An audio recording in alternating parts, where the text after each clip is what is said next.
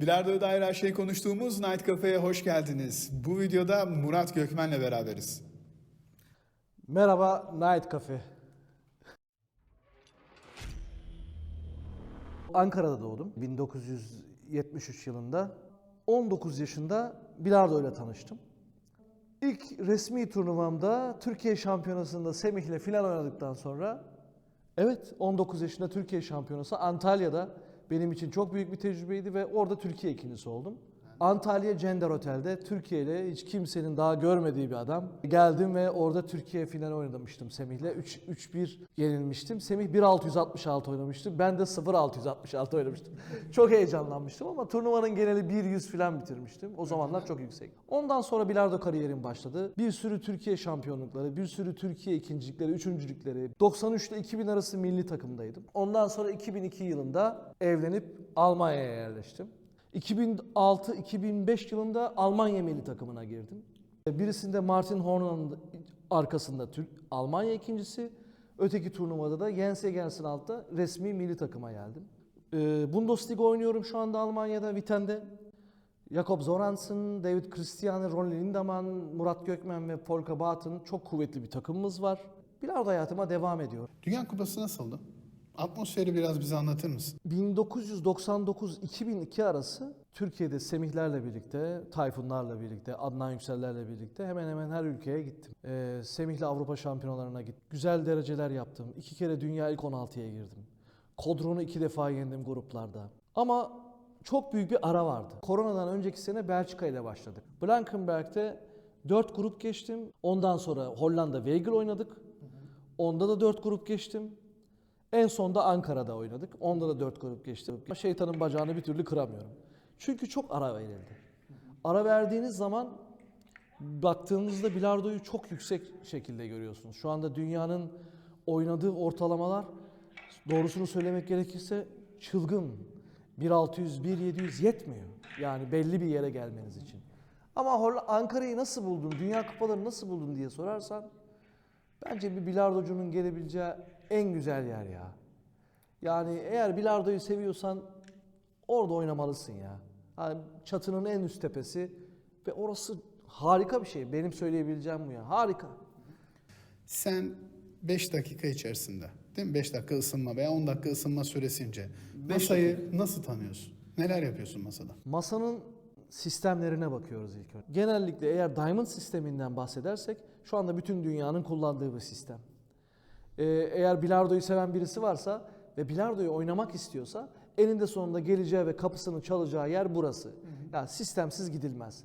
Evet, hislerle gidilir ama sistem muhakkak yanında destek kuvvetlisi. Şimdi bizim belirli atışlarımız var. Masayı orada ölçüyoruz. Ne diyoruz? Bu masa 10 puan fazla, ya da 5 puan dik, ya da 20 puan fazla. Biz de ona göre masayı bütün pozisyonlarda düzenlemek zorundasınız. Sorun ne? 5 dakikada bunu nasıl yapabildiğin, nasıl hazırlanabildiğin ve nasıl fokuslanabildiğin. Ya bazen başarılı oluyorsunuz. Eğer psikolojikman hazırlamışsanız bazen de olamıyorsunuz. İnanın son sayıya kadar bazen masayı anlamadığınız anlar oluyor. İnanın bakın. İleri düzeyde bilardocuya gidin sorun. Bazen 40 sayı bitiyor. Ben çoğundan duymuşumdur. Hiçbir şey anlamadım. Masayı anlayamadım, masayı çözemedim diyor mesela adam. Ama bazen de öyle bir uyum sağlıyorsunuz ki sanki senelerden beri o masada oynuyorsun ve pozisyonlar güzel yürüyor, her şey akışına göre gidiyor, ilerliyor. Ama şunu söyleyebilirim, son ana kadar öğrenmeye devam ediyor masada. Sürekli çalıştığın bir pozisyon geldi. Evet. Ve o sayıyı kaçırdın. Maç esnasında resmi bir maçlık kastediyorum. Ona takılıp kalıyor musun oyunun içerisinde? Kolay bir sayıyı dünya klasmanında bir oyuncuya kaçırdığında gerçekten çok kızıyorsun. Ne yapmalısın? Takılmayıp hiçbir şey yokmuş gibi oyun yeniden başlıyor deyip kendinizi check etmeniz gerekiyor. Başka türlü şansınız yok. Senin şu ana kadar oynadığın, hafızandan silemediğin en unutulmaz maçın kime karşıydı ve nasıl bir oyundu? 95'te 19 yaşında Hilton'da annem babam orada ilk kez beni izliyordu. Ben 21 yaşındaydım, yani 22 yaşındaydım ve orada Kodron'u yenip dünya ilk 16'ya kaldım ya. Çünkü annem babam beni ilk kez izliyor ve ben orada dünya ilk 16'ya kalıyorum. Türk milli takımı, bayrak, yani çok etkilenmiştim. Tabii ki insanın çok unutmadığı yerler var ama benim en çok etkilendiğim İstanbul'da annemin babamın Kodron galibiyetiydi. O çok güzeldi ya. Ağlamıştım hüngür hüngür anneme sarılıp. Benim için çok güzeldi. Theory'nin ben Lotus markasını kullanıyorum. Çünkü çok hoşuma gidiyor. Tipi, rengi, dengesi. Şafta da Torpedo 10'la oynuyorum. Eiffel kesimle oynuyorum. Ben çok memnunum ıstaka'dan ya. Deride de şu anda milyon uçlarının medium'unu kullanıyorum. Ondan da çok verimliyim. Istakanın arkasını bazıları mesela 530-540 gram ister. Ama ben birazcık onda perfeksiyonistim. 520 oynuyorum ben. Istakanın şaftı 115 gram. Bu kişiden kişiye değişir. Ön tarafı hafif olmalı. Arka tarafı ağır olsun ki ön tarafla istediğiniz gibi oynayabilirsiniz. Bak deneyin. Arka taraf hafif, ön taraf ağır olsun. Verim alamazsınız. Ama arka taraf ağır olunca, ön taraf hafif olunca istediğiniz gibi onu yönetebilirsiniz. Diyelim ki 15 ıstakada 30 çekmiş rakibin. Sen talihsizlikler yaşamışsın ve onda kalmışsın. Orada neler hissediyorsun? Kendini nasıl motive ediyorsun? Tekrar masaya nasıl geliyorsun? Mesela şöyle diyebilirim, bir yıldan beri ben bu sene 18 maçtan sadece 2 tane kaybettim. Yok pardon 3 kaybettim. Bir sürü kitap da okuyorum tabii kendimi mental olarak hazırlamak adına. Mesela diyorum ki son ana kadar hiçbir şey bitmiyor. Gerçekten bitmiyor. Acayip geri dönüşler yaşadım. Geri dönüşleri yapan bilardocuları izledim. Gördüm anormal şeylerin olduğunu. Bir ıstakada 20 çekebiliyorsun. Ben burada 8 ıstakada 40, en az 5 tane maçım var. 5 ortalama yapıyor. Ama tamam oyunda oynayamıyorsunuz ama şunu diyorum artık. Demek ki sende bu var. Ve bu olabilir. Son ana kadar. Rakip 2 tane boş geçer. 8 tane çekersin. Rakip o zaman panikler diyorum mesela. Panik yapar. Sen yürüyebilirsin. Ama ben size şunu söyleyeyim. Yani realistik bir biçimde.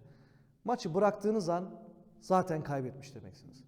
Ben kendi adıma, Murat Gökmen adına şunu diyebilirim. Son ana kadar savaşmaya devam ya. Süper. Defansif bir oyuncu musun yoksa ofensif bir oyuncu musun? Saldırmayı seviyorum ya. Öyle diyebilirim yani. Öteki türlü şey geliyor yani kendimi kötü hissediyorum ya. Yüksek oynamadan dünya klasman bir bilardocusu olamazsınız. Ben bunu görüyorum. Şu anda herkes yüksek oynuyor. Yani 20'ler, 30'lar, 15'ler, 17'ler. Nasıl oynayabilirsiniz defansı? Bir. Böyle oyun bitmez ya. Birlerden, bir ikilerden, bir üçlerden, bir dokuzlara, ikilere, 2,5'lara, üçlere çıkan bu ortalamaların nedenini neye bağlıyorsun? Büyük abilerden bir tanesi. Dedi ki bana, eskiden dedi biz bilgiye ulaşmak için çok zorluk çekerdik. Yani ancak bir usta gelecek de izleyecek. Aa bu topa böyle mi vuruluyormuş ya? İyi ben de bunu böyle yaparım. Ama şu anda bilgiye çok kolay ulaşabiliyorsun. Triple mi vuracak? 50 bin modeli var. Ha diyor bu daha iyiymiş. Karot mu çözecek? Problem yok. İstediğini yapabilirsin.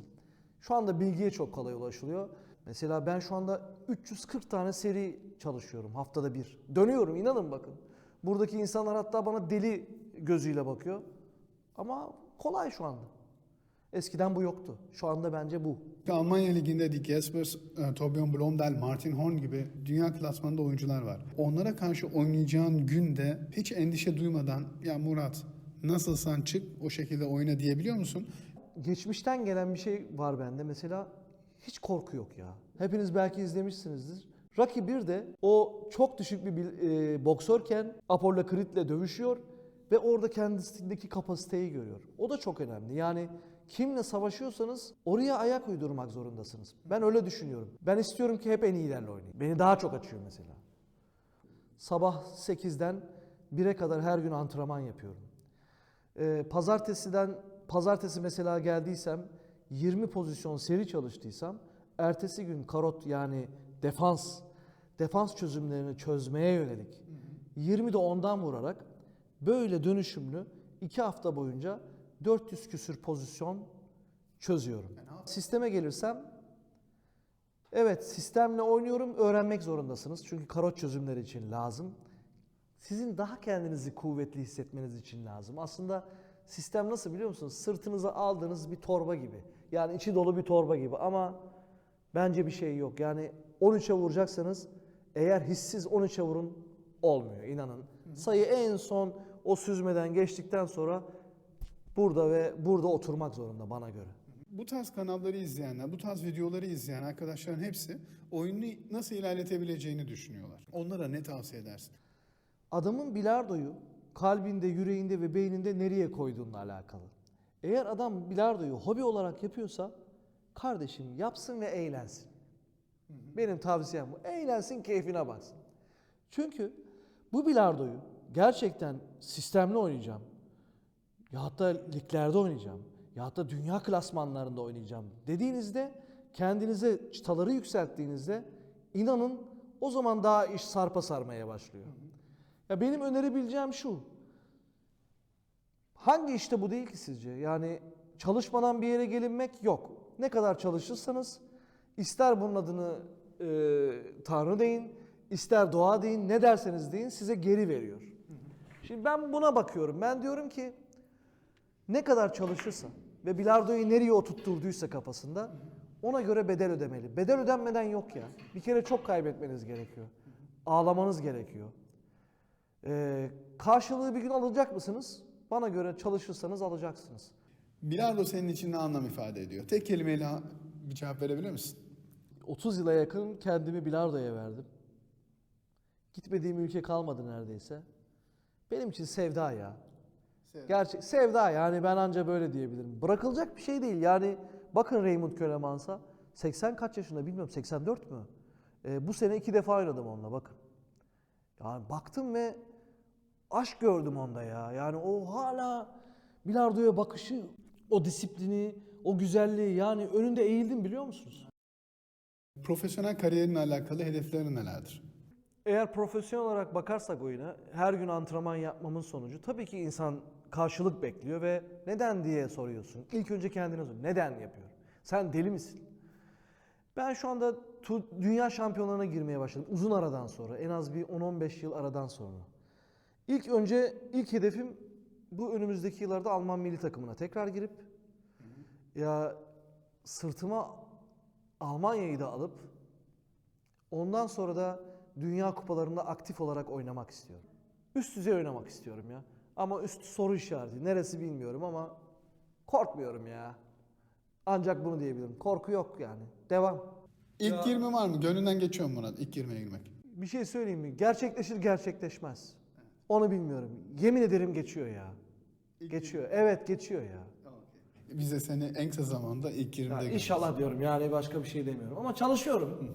Ama neticesi ne olacak bilmiyorum. Bakacağız. Ya son olarak söylemek istediğim sizle ilgili olabilir. Sizle ilgili olabilir. İyi ki buradasınız. İyi ki varsınız. Sizi tanıdığım için çok memnun oldum. Yaptığınız işe çok saygı duyuyorum.